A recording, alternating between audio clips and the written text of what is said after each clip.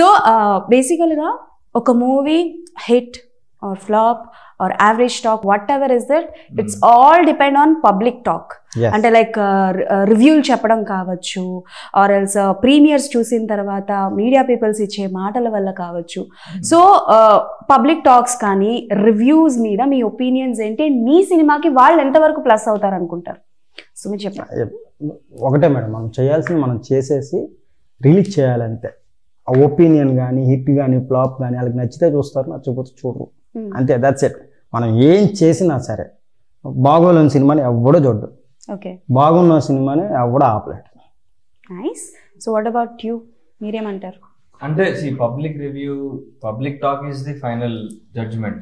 జనాలకి ఆడియన్స్ చెప్పేస్తారు, irrespective of మనకి ఏ రివ్యూస్ వచ్చాయి వెబ్సైట్స్ లో అన్నీ కాకుండా. I think audience talk, mouth talk is the final judgement నేను నమ్ముతా.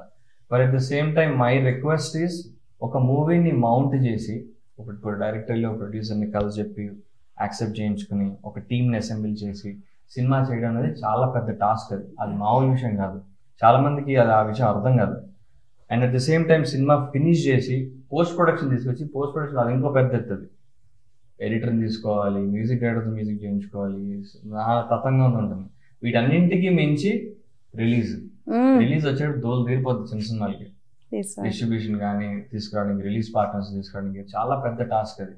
ఇవన్నీ దాటుకుని హర్డిల్స్ మేము రిలీజ్కి వచ్చాక డేట్ వి కైండ్లీ రిక్వెస్ట్ అవన్నీ దృష్టిలో పెట్టుకుని రివ్యూ రాస్తే బాగుంటుంది. Okay. So one is completely out of box. Obviously at the same time content నచ్చితే యాక్సెప్ట్ చేయండి. Yeah, but please little gentle with us. Please కొంచెం మాతో జెంటిల్ గా ఉండండి. అమ్మాయిలందరూ మీ సపోర్టే. Give us some freshers discount. Okay.